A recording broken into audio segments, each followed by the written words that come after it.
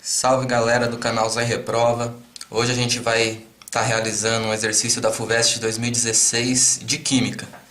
Então eu vou ler o enunciado e vocês podem acompanhar aí. Em uma oficina de galvanoplastia, uma peça de aço foi colocada em um recipiente contendo solução de sulfato de cromo 3, a fim de receber um revestimento de cromo metálico. A peça de aço foi conectada por meio de um fio condutor a uma barra feita de um metal X, que estava mergulhada em uma solução de um sal do metal X. As soluções salinas dos dois recipientes foram conectadas por meio de uma ponte salina. Após algum tempo, observou-se que uma camada de cromo metálico se depositou sobre a peça de aço e que a barra de metal X foi parcialmente corroída. A tabela a seguir fornece as massas dos componentes metálicos envolvidos no procedimento.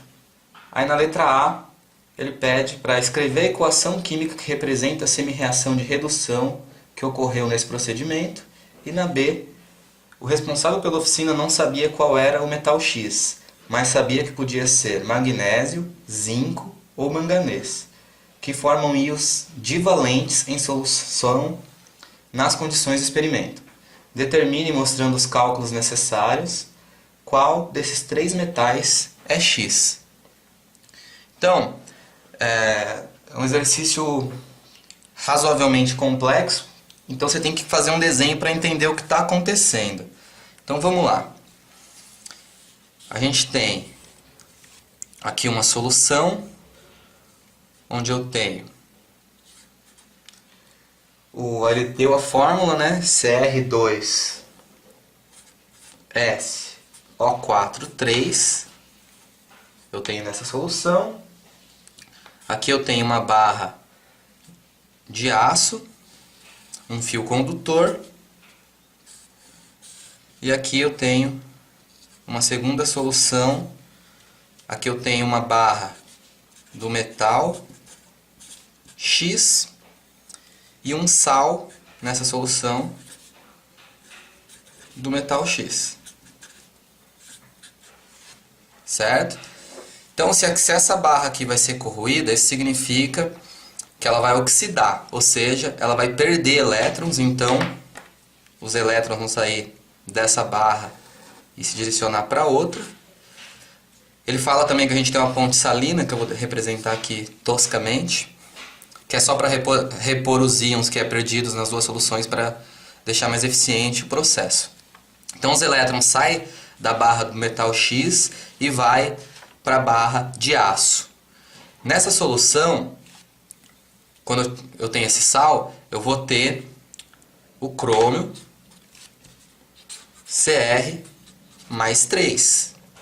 E nessa solução, eu vou ter X mais 2. Ele fala que esse metal é divalente, certo? Então o X aqui vai perder 2 elétrons e vai fornecer para essa barra.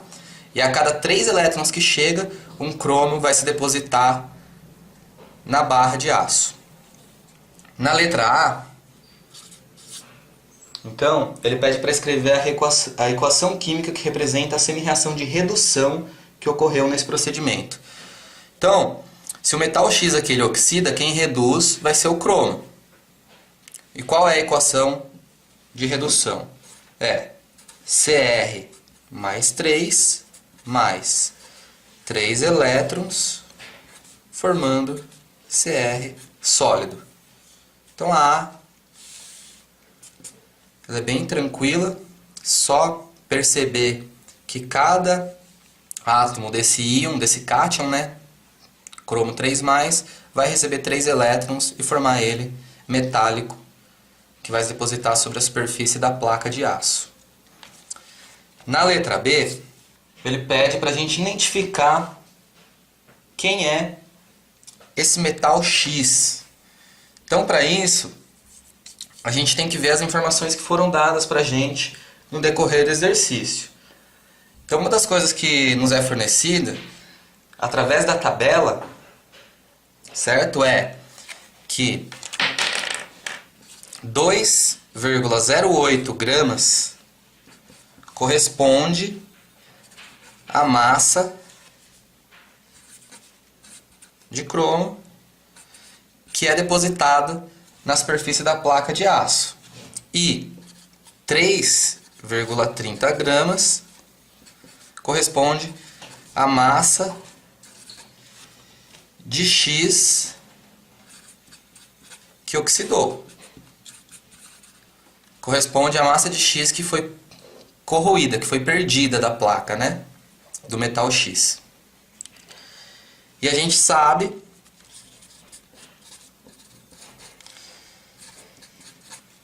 que, então a gente tinha o X sólido. O que vai acontecer? Ele vai para a solução na forma de X2+, e com isso vai ser liberado 2 elétrons.